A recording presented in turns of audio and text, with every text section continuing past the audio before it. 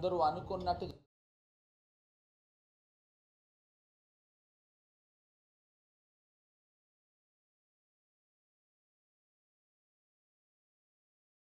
శివాజీ రాజా doctor Rajasekhar opposite panels.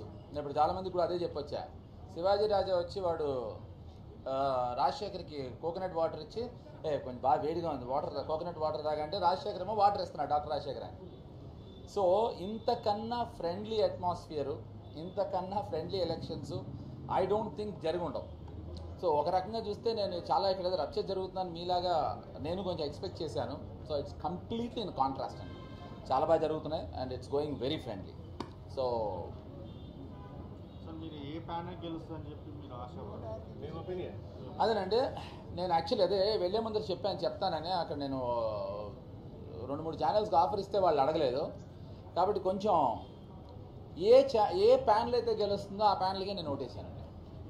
అంటే ఏ panel గెలిస్తే బాగా పనిచేస్తుందని మీరు అనుకుంటున్నారు? గెలిచిన ప్యానల్ ఏదైతే గెలుస్తుందో వాళ్ళు చాలా బాగా పనిచేస్తున్నారు, చేయాలని నేను అనుకుంటున్నాను.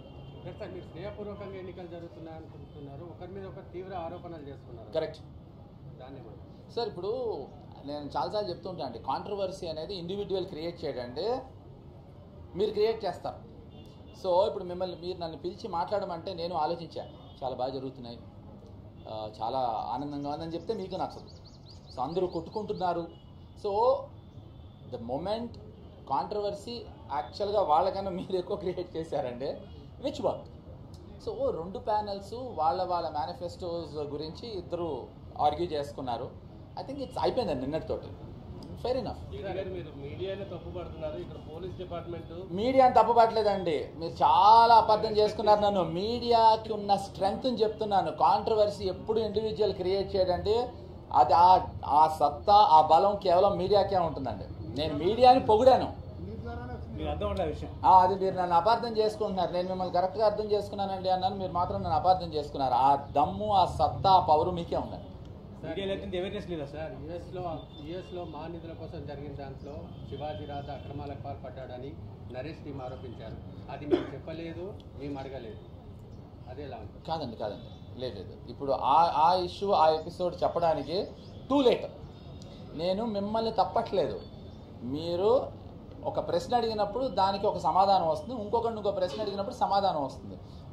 డెఫినెట్గా ఆపోజిట్ పార్టీస్ కనుక వినడానికి ఆపోజిట్లో ఉంటాయి కనుక ఇట్ బికమ్స్ అ కాంట్రవర్సీ అన్నాను తప్ప మీరు కాంట్రవర్సీ క్రియేట్ చేస్తున్నారని కాదు.